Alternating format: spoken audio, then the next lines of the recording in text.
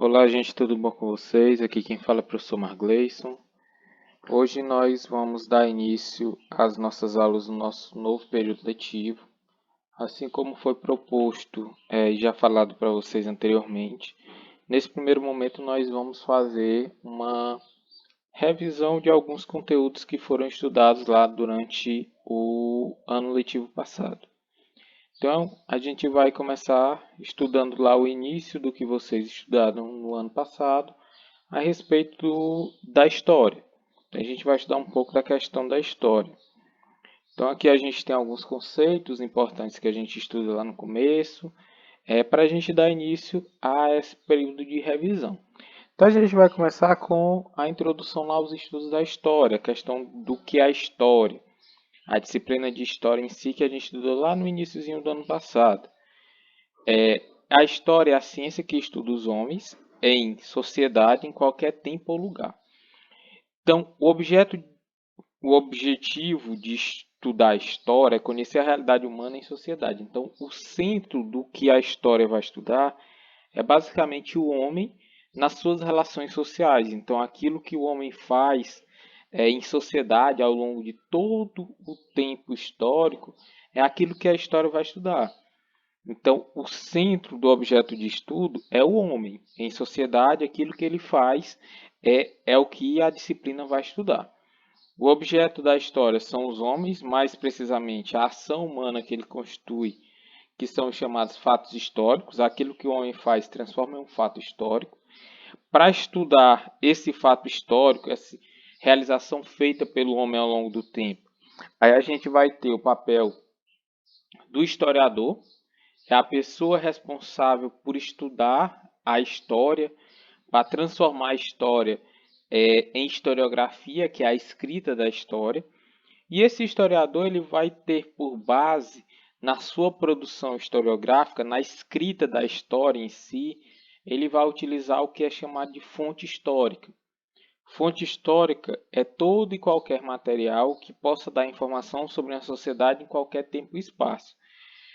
É tudo que foi produzido pelo homem ao longo do tempo é uma fonte histórica. Então, é todo material que foi produzido pelo homem e que possa trazer alguma informação sobre determinado período. Então, isso é uma fonte histórica. As fontes históricas elas vão variar muito. Elas podem ser fontes escritas, como fontes documentais, como a gente tem aqui, ó, documentos de diferentes períodos.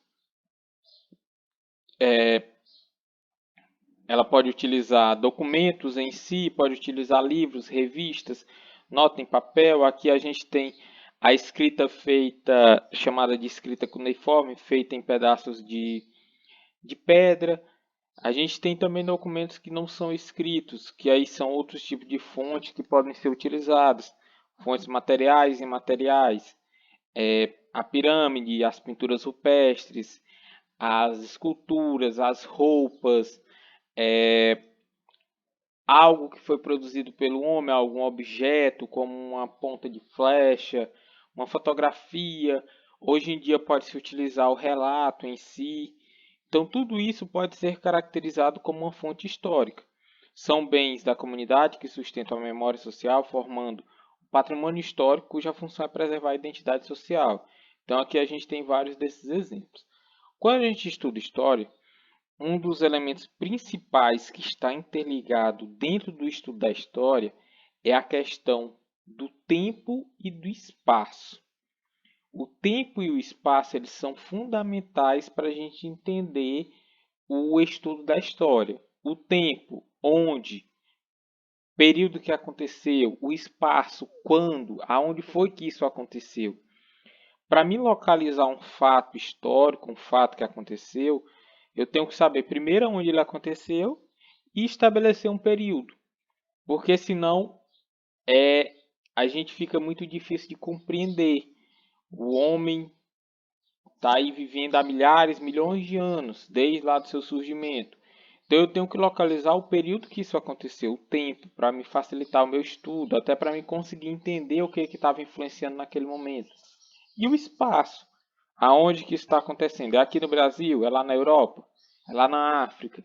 Isso tudo é fundamental delimitar quando se está estudando história. Então, o tempo na história. A história estuda a continuidade e a mudança. A gente vai estudar as mudanças e permanências dentro desse processo histórico que a gente estudou lá no ano passado. As coisas, elas vão passar por transformações e algumas delas vão continuar no mesmo processo. Mudanças. A gente vive uma mudança lá que foi relatada, por exemplo, no caso da comunicação. As comunicações antes da invenção do telefone, quando o telefone foi inventado, até chegar no que a gente tem do celular, da internet hoje em dia, da comunicação imediata do que está acontecendo. E a gente tem continuidades, coisas que permanecem da mesma forma, mesmo passando muitos e muitos anos. Se a gente pegar, por exemplo, dentro do patrimônio histórico, é uma um prédio histórico, uma construção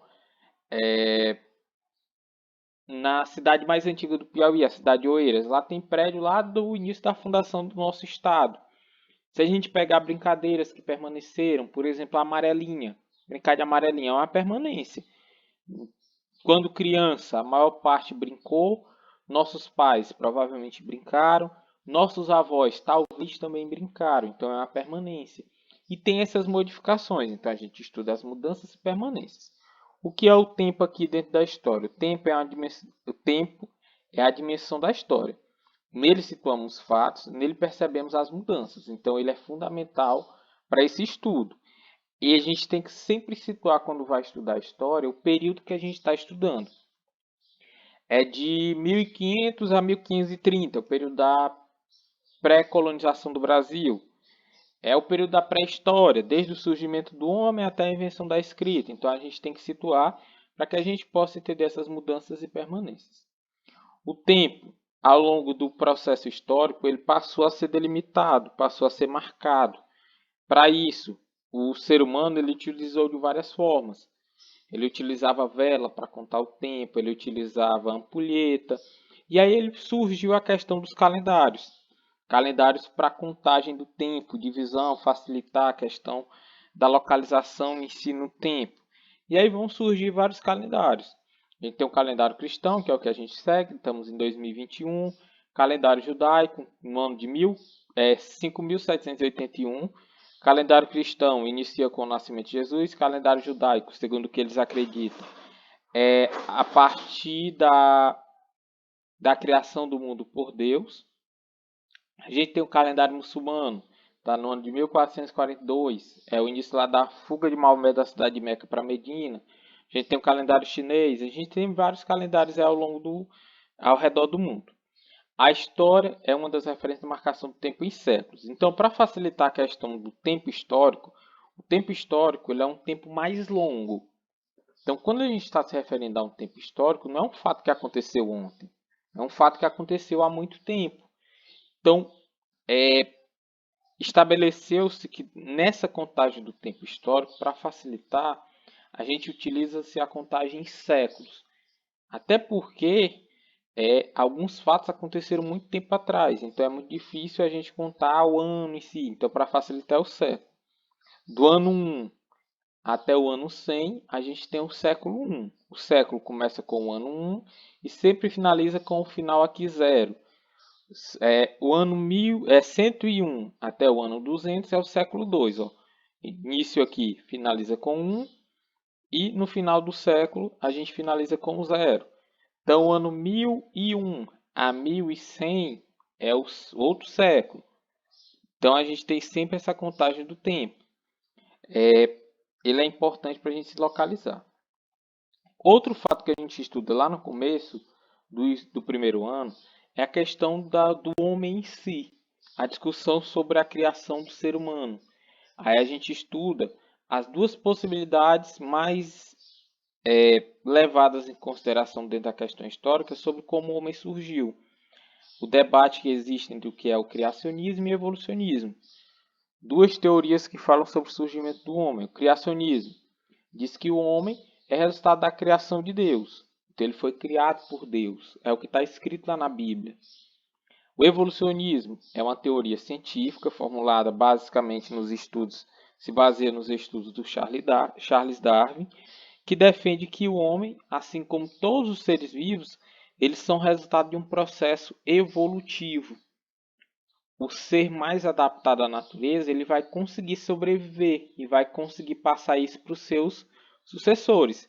Assim, os seres vão evoluindo e se adaptando ao meio. Então, há um tempo atrás existia um ser, desse ser vai acontecer uma evolução e aí vai surgir a nossa espécie, o ser humano. A gente vai ter origem aos chamados primatas, aonde a gente tem os macacos e os hominídeos. Esse ancestral ele é comum tanto para os macacos como para os homens. Ele vai dar origem às duas espécies que vão se separar. Biologicamente, a gente é muito semelhante à espécie dos primatas. Não quer dizer que a gente é primo, vamos dizer assim, mas a gente tem uma semelhança porque a gente tem um ancestral lá histórico comum. A gente tem aqui a divisão histórica.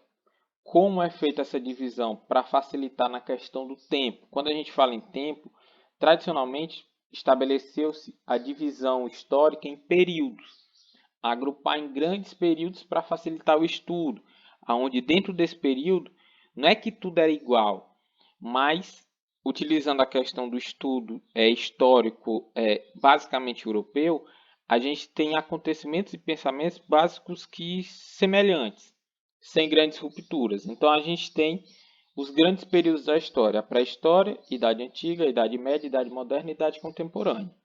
Cada um com seu início e seu fim aqui delimitado. O início desde o aparecimento do homem, da pré-história, ele acaba com a invenção da escrita.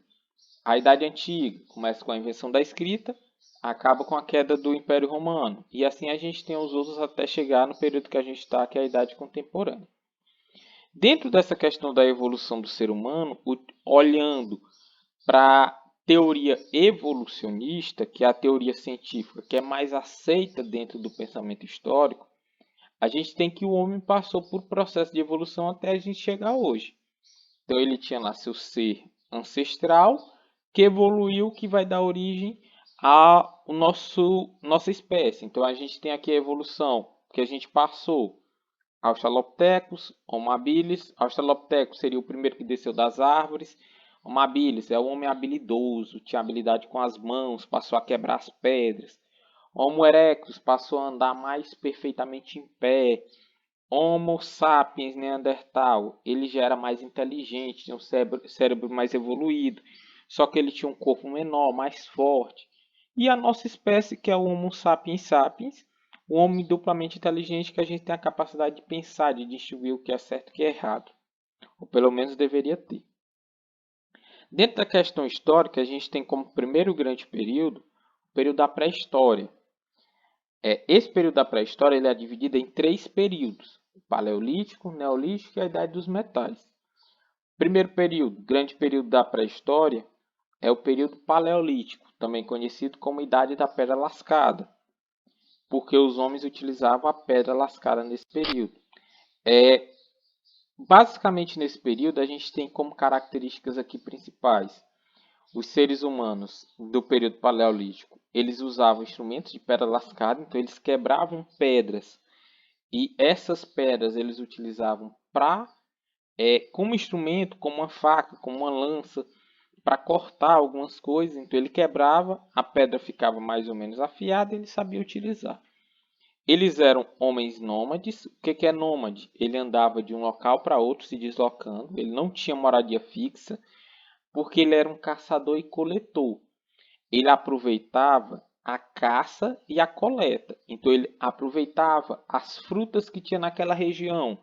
Quando acabava as frutas, vamos dizer que estava no período da manga. Tinha manga, ele comia. Acabava a manga, ele tinha que buscar outra comida. A caça, ele caçava, aí acabava, a caça começava a ficar mais difícil. Ele não estava mais encontrando animais. Ele pegava e se mudava. Então ele era um caçador e coletor. E nesse período o homem já começa a desenvolver, por exemplo, a habilidade de controlar o fogo. Eles descobriram como controlar o fogo, não apenas manipular, porque até então apenas achava o fogo, pegava lá, o fogo apagava, ele não sabia como fazer.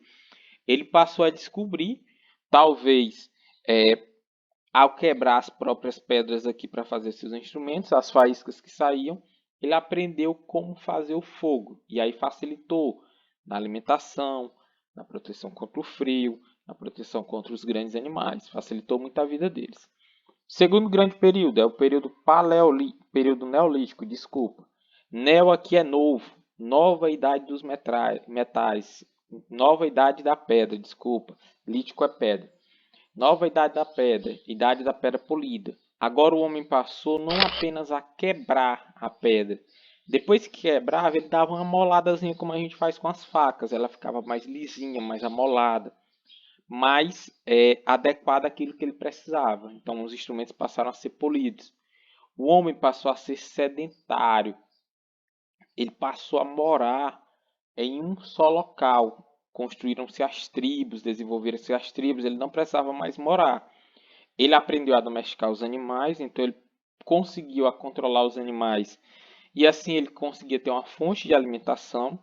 Controlou o cachorro, animais para alimentação de uma forma geral. Ele conseguia matar para se alimentar. E um dos fatos mais importantes desse período, que é o grande fato, na verdade, não dos mais importantes, mas o mais importante em si, é que vai modificar todo o período, é que o homem descobriu a agricultura. Observando a natureza, ele descobriu o que fazer para as plantas nascerem. Passou a plantar. Assim ele conseguia produzir o alimento sem precisar sair de um local para o outro. É a revolução agrícola chamada. Então, ele passou a ter alimentação, sobrar alimentos, guardar. A população passou a aumentar porque tinha mais comida. Foi o grande fato. E o último período da pré-história, a Idade dos Metais, é o período que o homem passa a substituir os utensílios de pedra pelos utensílios feitos de metais. Ele descobriu a técnica de fundição, utilizou vários materiais até chegar no ferro, e aí facilitou na construção de armas, para se proteger, de ferramentas em si. E nesse período da Idade dos Metais, o homem já está se tornando um ser mais social. A sociedade vai começar a surgir, a divisão de tarefas vai se desenvolver. O homem faz isso, a mulher faz aquilo. Vai surgir o papel do Estado, o governante, o poder que vai tomar as decisões. Tem uma enchente, nós precisamos fazer bem aqui uma ponte para passar sobre esse rio. O poder do governo vai começar a surgir para tomar essas decisões. Então isso vai começar a partir da Idade dos Metais e aí vai surgir as primeiras civilizações que a gente vai relembrar um pouquinho aí depois. Então essa era a nossa aula de hoje, espero que vocês tenham entendido. Qualquer dúvida que tenha ficado é só entrar em contato, eu estou à disposição de vocês. A gente encerra por aqui, tchau, tchau, fiquem bem e até mais para vocês.